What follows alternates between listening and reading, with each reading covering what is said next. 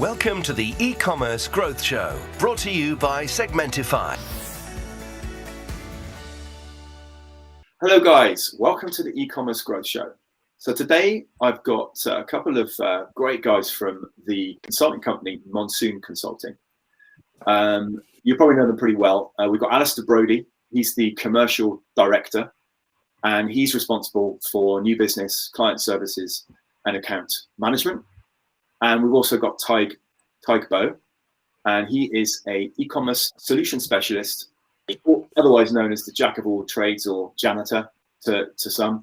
And I like to think that he knows a thing or two about Adobe Commerce, which obviously was Magento before. So welcome guys, how you doing? Good morning, hello, Phil. Pleasure to be here. Thanks for having us. No worries. It's great to have you on. It's great to have you on. So let's start with a couple of icebreakers, right? So first of all, not to put you on the spot, Tadhg, but tell us a joke, mate. Thank you, Phil. So this before I tell the joke, this all started. There was a great event in Manchester. It was it's called Mage Titans. Oh, yeah. And it used to be held in a comedy store in Manchester. So I was lucky enough to get on stage. So I felt this awful urge to tell a funny story, and it's kind of stuck with me. So when I do a talk or I'm having a conversation or a kickoff, I like to, well, look, life is serious enough, so I trying to add in a little bit of humor. So today, the fact that we have an Englishman, an Irishman, and a Scotsman. Brilliant. I'm just going to tell you this little story. So, an Englishman, an Irishman, and a Scotsman were taking part in a survey about tea drinking habits. I always stir my tea with my left hand, said the Englishman. I always stir my tea with my right hand, said the Scotsman. How about you? They asked the Irishman.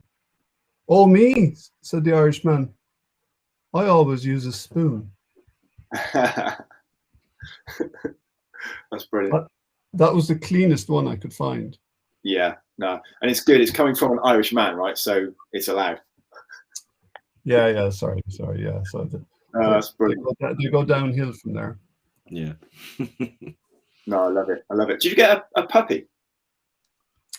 Yeah. So, of course, we've been through. It's been a very eventful year for us all. Yeah. It's been a crazy year, but where I live in the UK, oh my goodness, nearly every second home now has a new dog. It's become the new craze. Yeah. But I was trying to think about what around this. So why did we get a new puppy? Well, my family were asking for one for the last 5 years, and finally, I think lockdown kind of it broke me, and we got a new puppy. But I have to say, I don't know about you guys, and I think it's important to bring this out. Is this whole through lockdown? I've struggled at times through lockdown. The whole idea of mental health. Yeah.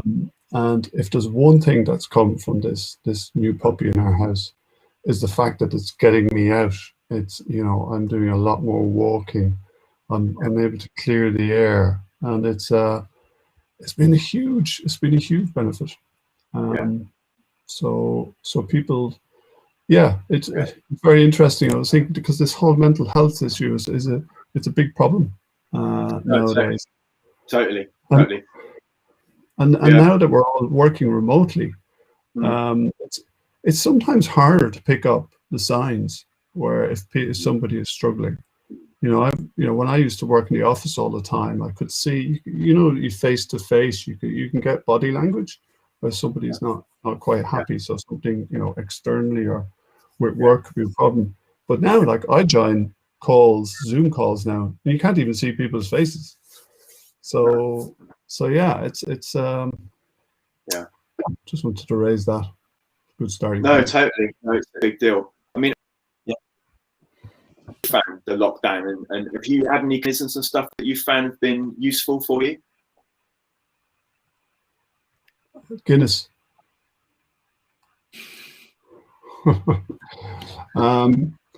Yeah, well, it's being able to step away. Yeah. You know, I'm working from home now. I was already working remotely. I've been working from home since 2019 when I joined Monsoon Consulting. So I kind of developed some coping mechanisms, but and my children are slightly older, but I can only imagine, Phil, I think your children are quite young. It's those who are working from home with little children who don't quite understand that daddy, mommy, whoever has to work, and I have to be in this meeting and I have to kind of close the door. So it's a difficult one. Also, I don't know how you've got through. It's a battle for the broadband in this house. Pre-pandemic, a bit like Tadhg. I mean, my role and my kind of ways of working is on the road. I never thought I'd start to say I'm actually kind of missing airports and departure lounges. I am. At the start of the pandemic, it was it was just the same as as normal in terms of being at home and working. I'm not always in the office. I'm usually on the road, but now. Yeah, the pendulum has completely, shifted to the other side. I think, we're all desperate now for in-person meetings, events, whatever they may be, and what look like in the months ahead. But in terms of coping, I think I would just say you've really got to kind of get the boundaries and a bit of structure. In some respects, there's, the skeptics and the detractors about working from home have been proven that it's completely proven to be, more than effective for folk working at home. But at the same time, it can go the other way, and people are maybe now working constantly from home. And, you need to know when to stop. You need to know when to shut that door. You need to kind of get the geography of your house. If you're lucky enough to have a separate room, or you can go outdoors, whatever it may be, you need to really kind of embrace that and turn off. I mean, it seems such a simple thing to say, but really try and have a kind of structure. We kind of laugh about doing work in our PJs, but really trying to get a bit of structure in what you're wearing, and when to turn off, and to try and get some fresh air. That's been my kind of MO over the last few months. The weather helps as well. I think at the start it was reasonable. We had a good spring and summer. Last few months have been tricky because of the weather, but hopefully we're now kind of coming out of it.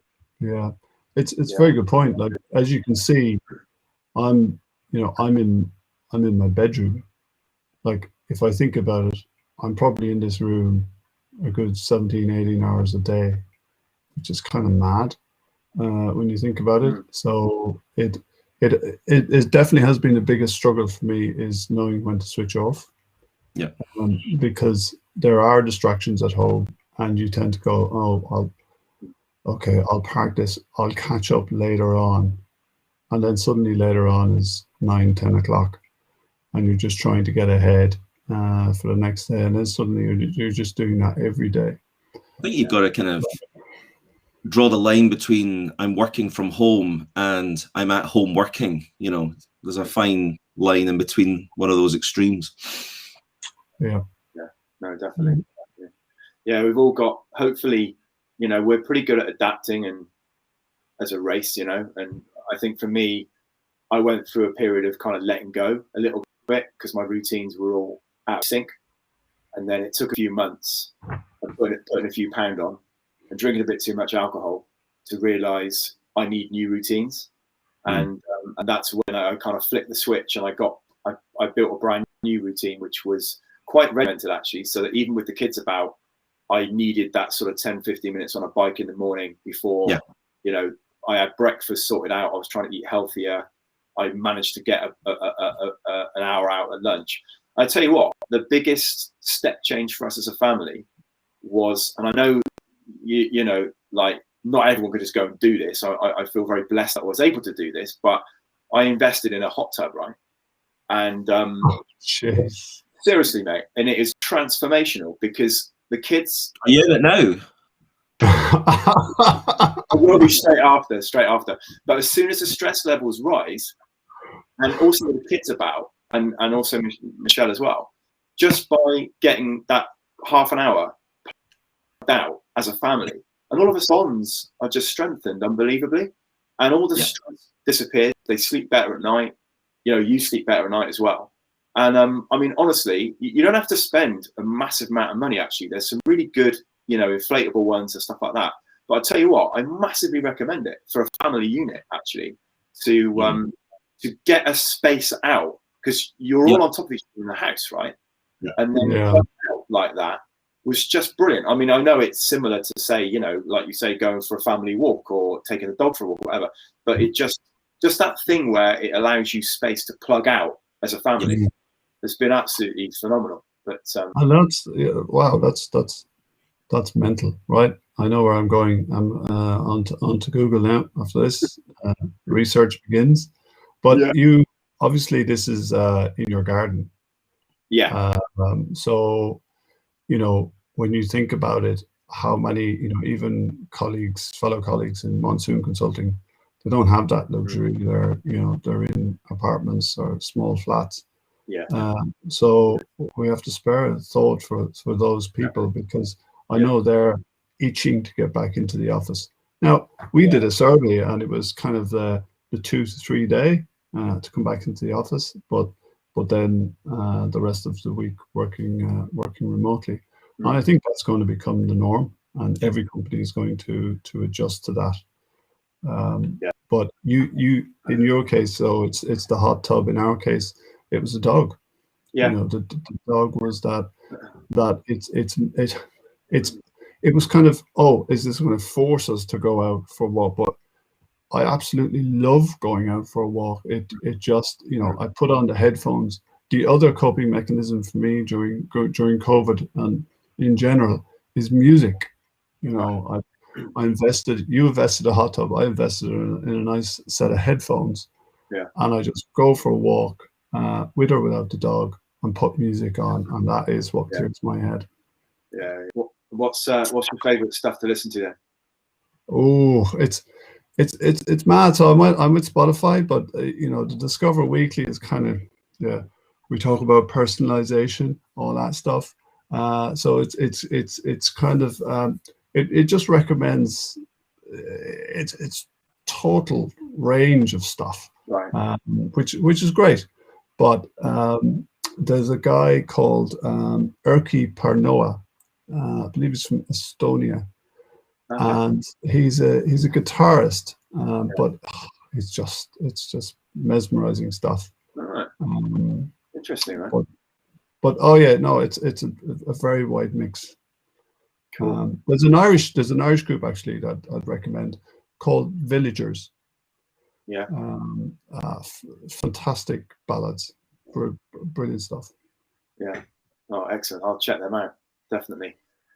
All right, guys, well, listen, that was a really nice chat to catch up, really. So in terms of the kind of topic, if you like, I'm not going to say too much because I don't know what you guys are doing at Monsoon, but obviously you've been on the front line working really hard, say 18-hour days, a lot going on. I'm just going to say the one word Apex, but maybe we can open up with either of you guys talking to us and telling the guys what Apex is about, how it came about, and so. Yeah, I'll take that one. Really just to kind of introduce Monsoon Consulting, first of all, just to give everyone a bit of background. The company's actually been going for near enough 20 years now, which is incredible in this space. So it's got a long kind of pedigree within the digital and e-com space. And, you know, throughout the last, you know, at least 15 years, it's been, you know, predominantly e-com based and e-com focused.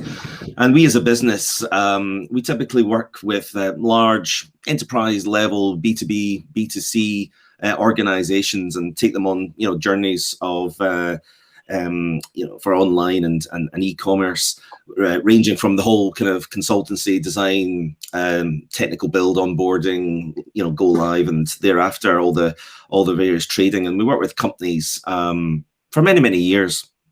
But throughout those years, you know, the large complex products, and we work predominantly as an Adobe Gold partner on the Magento suite.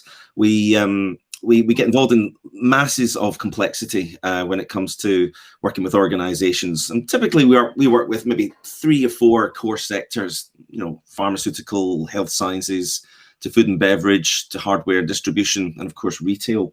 And each of those sectors has complex needs, complex requirements, cultures, and the whole digital transformation piece would come in there. And it was, throughout the years, taking 6 to 9 months at least to deliver projects was becoming more and more just the norm.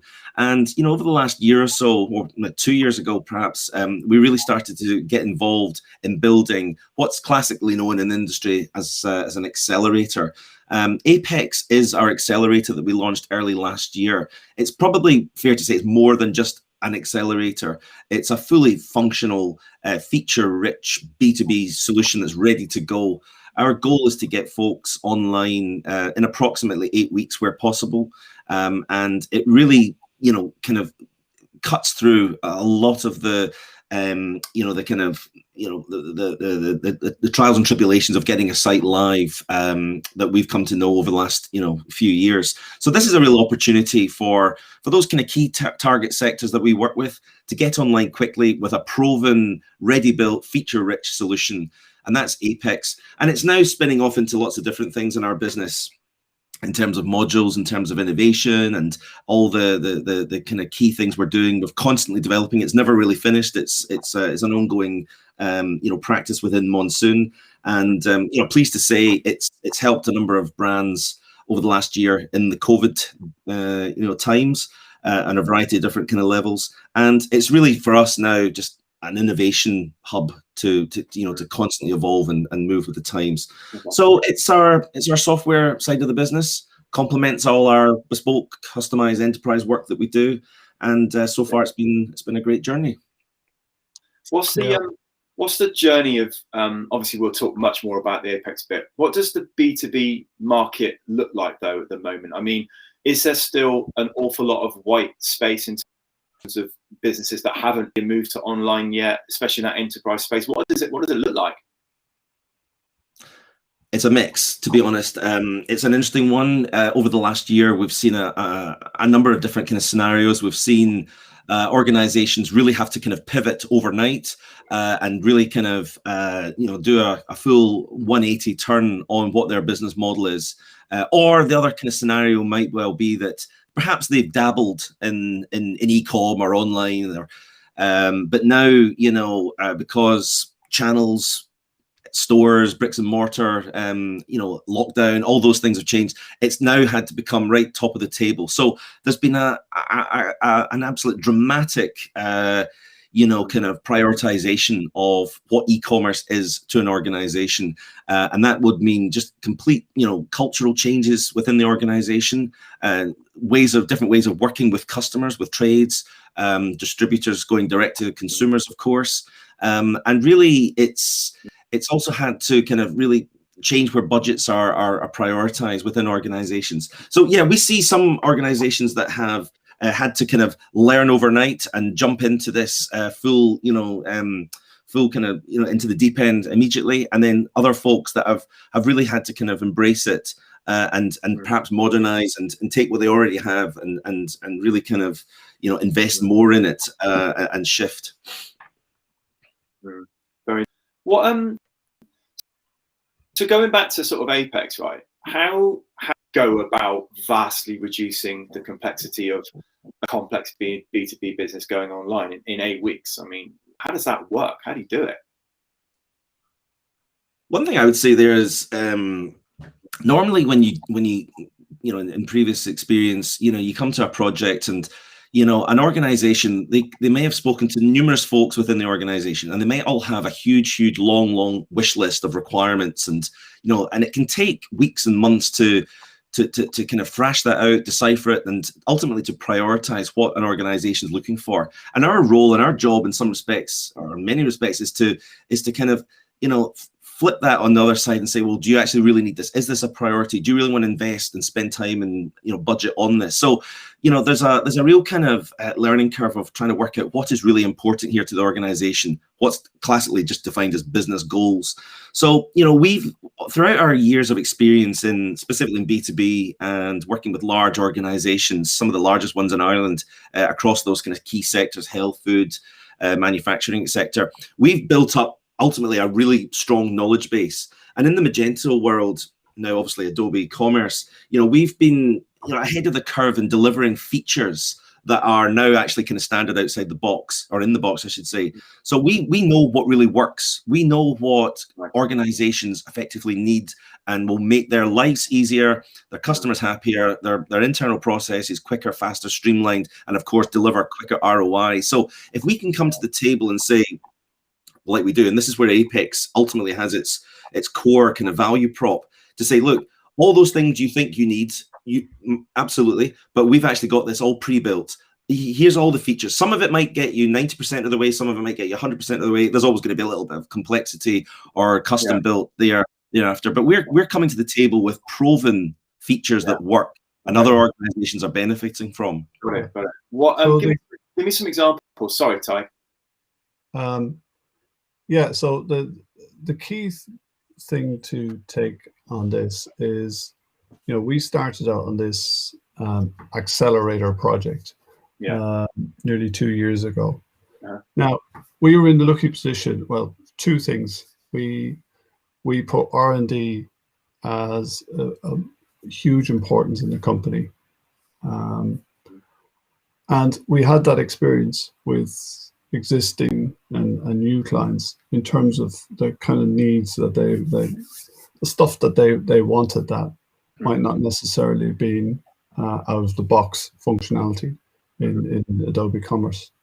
So because we put R&D top of the list, we were able to put dedicated resources on it. And over the 2 years, it's been a huge transformation in the company, because nearly everybody's been part of it, and it's just a whole new way of thinking. So now when new prospects come to us with ideas, we're almost able to entertain some of them underneath that R&D project, or existing clients come with a new change request, and they might not, it could be quite complex, but we're also able to entertain it under that R&D kind of umbrella. So it's good.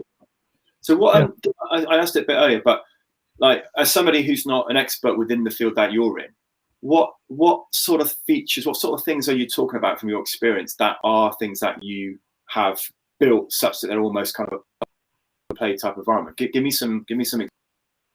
Okay, so I can take that one. So in the B2B world, like, we used to separate B2B and B2C quite a lot. But nowadays they're much more closely aligned. Now, but having said that, in the B2B world, there's a lot more complexity behind the scenes, when compared to B2C. And I'll just give you a couple of examples. And one of those would be complex pricing. In most B2B scenarios, there's a complex ERP system behind the scenes. And there's a lot of what we call, live pricing. No two customers are seeing the same price, or they might be in a particular grouping, a price book, or they could have individual prices. So that can get quite complex very quickly. Another area that's it's kind of a buzzword at the moment is this whole ability to self-serve. And what we mean by self-serve is that the customer is able to log into their account. They're able to manage their own users. They're able to manage their own kind of internal PO approval process. And from a financial side, they're also able to manage, things like, online and offline orders. Because you have to remember, A lot of B2B companies have an excellent structure when it comes to, their sales reps, their sales team, orders being taken over the phone. And there's a lot of, long-term relationships that have been built there. Or it could be in branch, bricks and mortar, good relationships with branch managers, all that kind of stuff. Yeah. But bringing it all online, this idea of self-serve, so you can log in, you can see all online, offline orders, invoices, statements, remittance, credit notes. So that's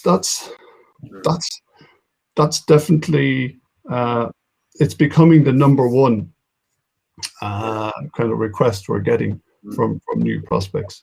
But there's a lot of work behind that, because the e-commerce system won't be the master of all that data. So there has to be some form of integration into, a SAP or a Dynamics 365. And then, other stuff. What we're seeing is, you know this well as Segmentify, this whole idea of personalisation and this, recommendations. You wouldn't have thought that in the B2B world maybe a few years ago, but it is very important now. So we wanted that idea of, okay, so rather than just having a single kind of homepage and you're kind of pulling in dynamic blocks here and there on a single homepage, you can actually have dedicated homepages per customer, and there's just little things like that, and they're kind of the main ones.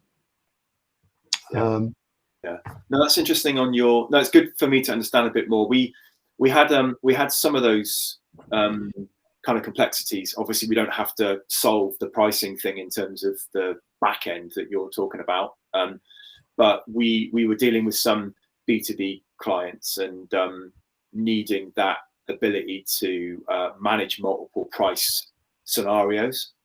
And interesting, you mentioned about that different homepage to different visitor scenario, because that's something that's quite hot.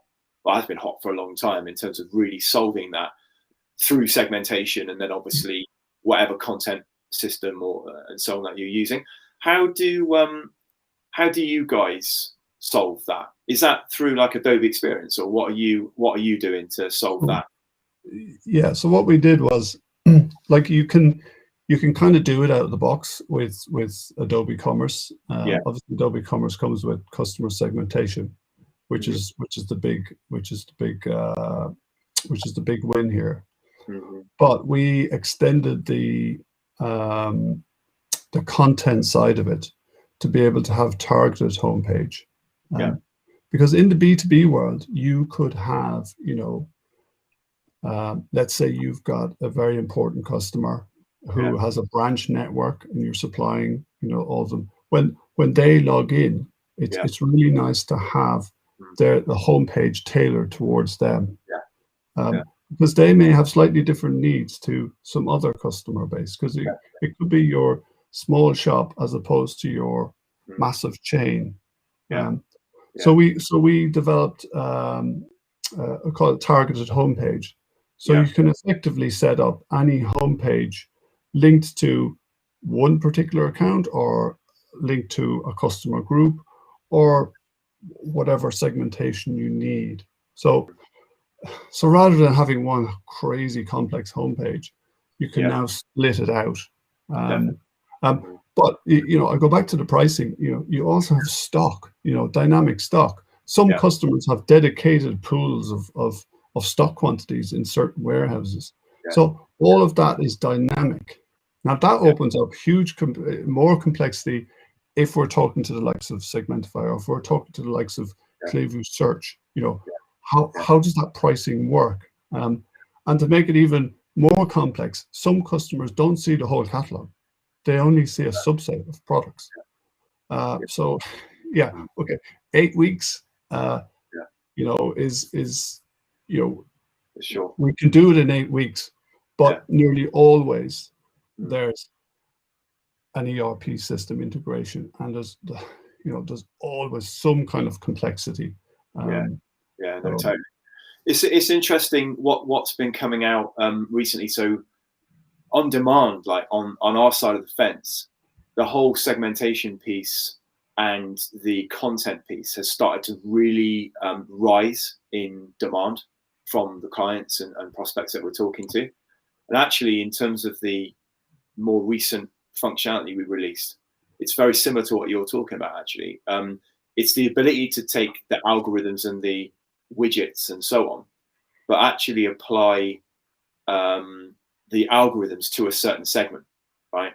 So if you've got, for example, Segmentify's got 10 pre-built segments from your usual VIP through to churn customers, for example, with the ability to build customized segments as an extra layer on top of that, but then be able to serve up not only obviously different types of algorithms to different segments, but also from an engagement perspective, layer that across your hero banner, your form survey, your pop-up, the types of environment that you're trying to create for different segments. So if I'm a discount hunter, or in the B2B world, like you say, you're somebody who's a branch manager versus somebody else, you want to give them the right environment, because that is all going to bundle into the user experience and the customer lifetime value of that customer. Yeah.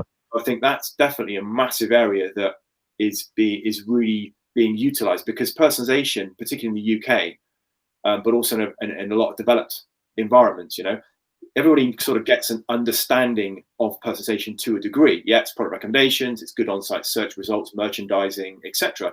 But the next level, I think you're right, is this kind of immersive environment driven by segmentation and that flexibility that allows each and every user to have almost a tailored experience on site. So it's very hot at the moment to be talking about that kind of stuff, I think. Yeah. And and you might, some might say, oh, well, that must be B2C. Well, it's not. It's everywhere now. B2B demands the same experience, even though the user is a very, very different. In B2B, the user is not the buyer. They're not buying for themselves. They're buying for their company.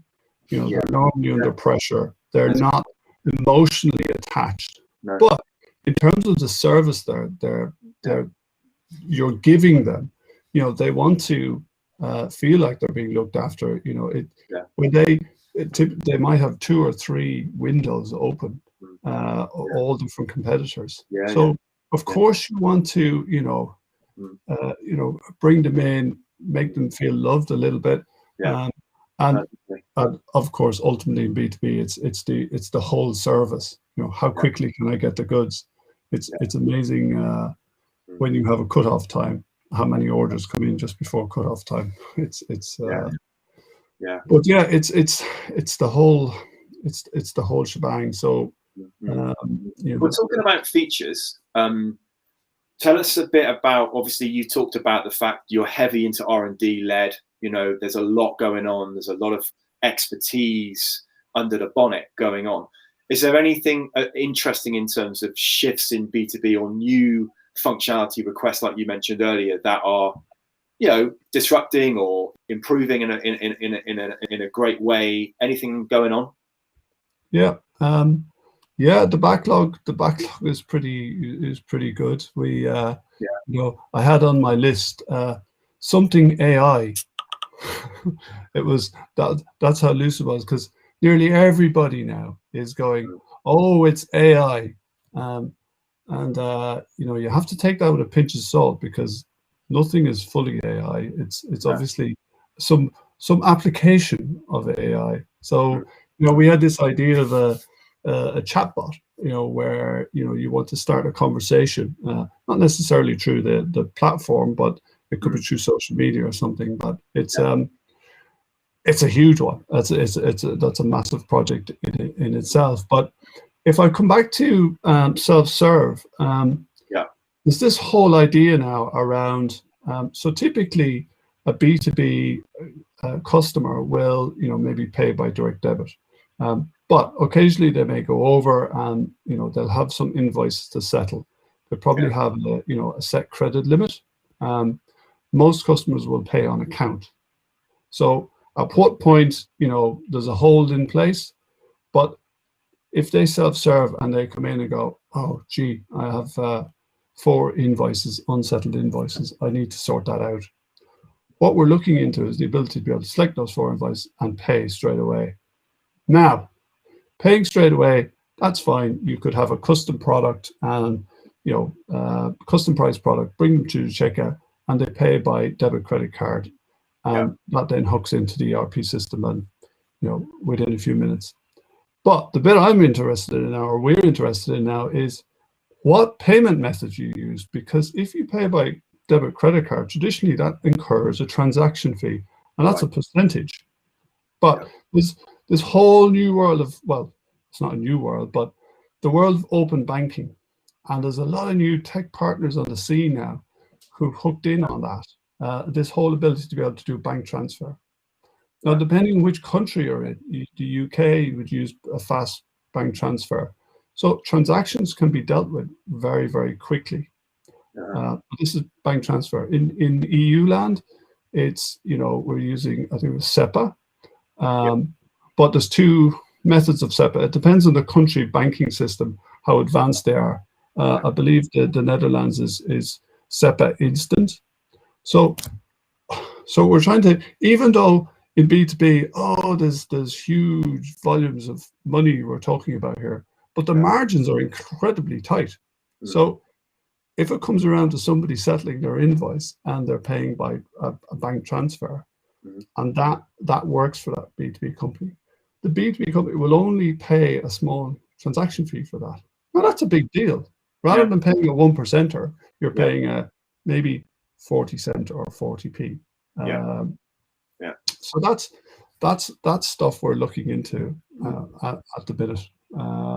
Very so interesting. Another interesting one is, and this one I'm really, is this, so in B2B world, we have, in B2C, we call them wish lists. In B2B, we call them requisition lists.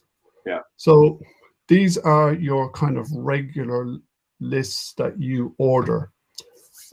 So it could be on a weekly basis, could be on a daily basis. You're constantly going into these regular lists that you have, and you tick the boxes and you go order.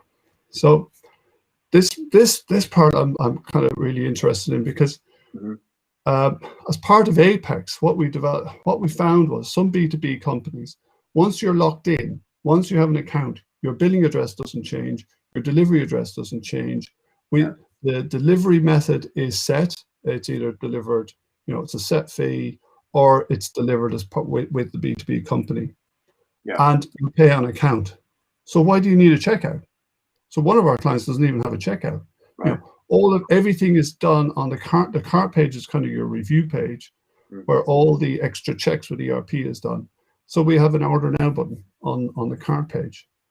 That would be great it would be great to facilitate that on somewhere like a requisition list, where you can pull in all sorts of other functionality like quick order, and the requisition list is almost an image of your stock room, right? Rather than just being a simple list, because some of these lists can be 100 items long. The ability to be able to group them as you wish into different, so it's almost like you're walking into your storeroom and I'm seeing exactly the list as it's laid out. And then to expand that requisition list to have what's called a par quantity. It's like, well, this is my normal stock quantity. This is the quantity I normally order as part of the requisition list. So it's all that, the more information they're able to feed in to their requisition list, the more we're able to analyze it. And that's where an application of AI comes in, where we're able to almost predict what they want and almost set up like a subscription based where, hey, we've done all the work for you. I think this is, you need to order this. So cool. That's a really exciting part. Yeah, that sounds really interesting. I mean, thank you so much for that insight. I mean, into the B2B world and Apex and so on. If anybody listening and watching is interested in talking to you guys more about that, Alastair, maybe could you just tell us the best way to get hold of you guys? Yeah, absolutely. Check us out on, we're on LinkedIn, obviously. Our website's monsoonconsulting.com. We're on Twitter, handles @monsoon consult. Yeah. Awesome. And Alastair's address is? My home address is, our number is. Yeah. That's great. So my last request for you both, okay? You're not getting away with it, guys. I want one golden nugget of wisdom, okay, from your lives or business or whatever you want for our listeners and watchers to take away. Go. One of you go first. I have two, actually.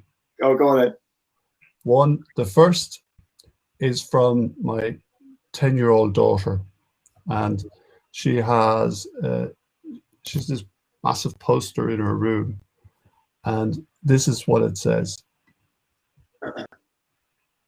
"If you eat glitter for breakfast, Daddy, you'll shine all day."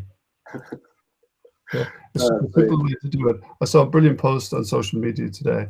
I said, if you want to catch up with life, if you want to get back real, talk to a 6-year-old. Back to earth. Yeah. Totally. But I have this great book, and it's Keep Calm, Sure to Be Grand. Okay. Now it's full of quotes, but this is my quote for the day. Let's say. Start by doing what's necessary, then do what's possible, and suddenly you are doing the impossible. Yeah, brilliant.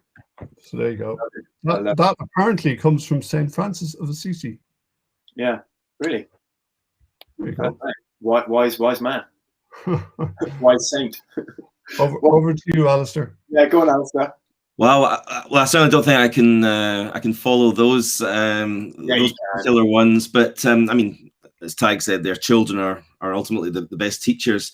I think the two things, going back to maybe our point about lockdown and the kind of additional strain we're all under, and two kind of principles come to mind personally, and hopefully maybe it translates, is one, will today's challenges, will today's problems mean anything in 1 year's time or 5 years' time? Arguably not, and that rationalizes the day-to-day bumps that we maybe suffer. So if we can look into the future and then bring it back, then sometimes that clarity helps. And then the second one is, never open your mouth if you're either A, angry, or B, underwater. So that works for me. That is brilliant. I love that. We've got 4 nuggets of wisdom today. That is pretty cool. I love that one about not opening your mouth when you're angry, because you're totally right. I mean, that reactive piece is a killer, isn't it? If you and it just spirals. You just spiral, yeah. You just got to button it, and you give it 12 hours or a night's sleep, and you wake up in a completely different paradigm, don't you? Than you 24-hour principle. Yeah. No, fair play. Well, listen, guys, we could probably talk all day, but thank you so much for spending a little bit of time today. I hope all the listeners and watchers enjoyed meeting Alastair and Tadhg. And all I've got left to say, really, is do head over to segmentify.com/EGS if you want to sign up. Obviously, you want to hear this episode again, but get hold of any other ones that are previous to this one, and also the future ones that are there. Also, if you want to get involved, if you've got any topics you want us to actually go deeper with and talk to people about, let me know. I'm available at phil@segmentify.com, and we can have a chat. But thank you so much, guys, again for your time. Thanks very much. No worries. It was wonderful to chat. And everybody, have a wonderful day or evening, and we'll speak to you again very soon. Take care. Bye-bye.